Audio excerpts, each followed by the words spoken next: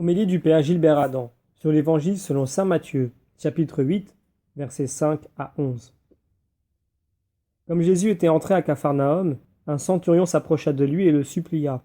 « Seigneur, mon serviteur est couché à la maison, paralysé et il souffre terriblement. » Jésus lui dit, « Je vais aller moi-même le guérir. » Cet évangile nous donne de vivre l'espoir de l'Avent avec grande espérance. Espoir de salut et de vie, de réconciliation et de paix. Seul peut espérer celui qui reconnaît sa pauvreté et se rend compte que le sens de sa vie ne se trouve pas en lui-même mais en Dieu. Approchons-nous de Jésus avec confiance et que la prière du centurion soit aussi la nôtre. Nous admirons l'audace de cet homme, centurion de l'armée, qui demande à Jésus la guérison de son serviteur. C'est ainsi qu'à nouveau, la conversion se profile devant nous dans l'intercession pour nos frères. Tout ce qui est force de vie, force de combat, nous allons le mettre en œuvre pour construire la communauté où les pauvres auront la première place.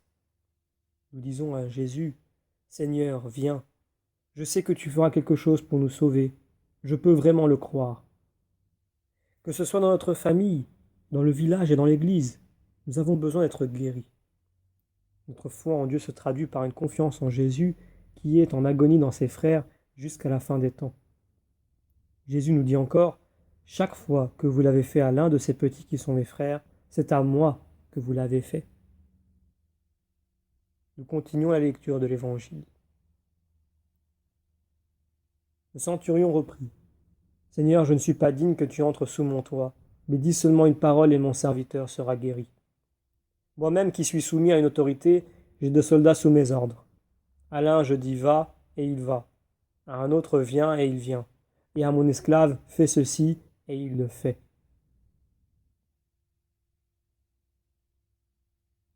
Ce qui frappe d'abord chez ce centurion, c'est la conscience de sa petitesse.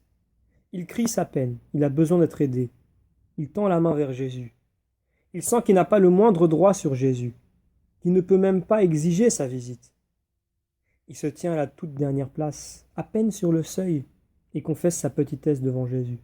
« Seigneur, je ne suis pas digne que tu viennes sous mon toit. » Le centurion de Capharnaüm n'oublie pas son serviteur souffrant au lit parce qu'il l'aime. Mais s'il est plus puissant que son serviteur placé sous son autorité, il lui est reconnaissant par toutes ses années de service. Il l'estime profondément. Centurion, cet homme est maître de 100 soldats. « Tu peux guérir mon serviteur, dit-il à Jésus. » Poussé par son amour, il s'adresse à Jésus et il fait une extraordinaire confession de foi que la liturgie eucharistique recueille. « Seigneur, je ne suis pas digne que tu entres sous mon toit, mais dis seulement une parole et mon serviteur sera guéri. » Nous terminons la lecture de l'Évangile. À ces mots, Jésus fut dans l'admiration et dit à ceux qui le suivaient, « Amen, je vous le déclare, chez personne en Israël je n'ai trouvé une telle foi.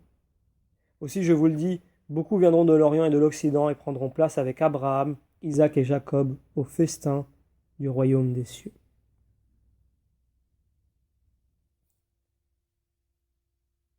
La confession de foi concrète de ce centurion s'appuie sur son espérance. Elle jaillit de la confiance mise en Jésus, ainsi que son sentiment d'indignité personnelle.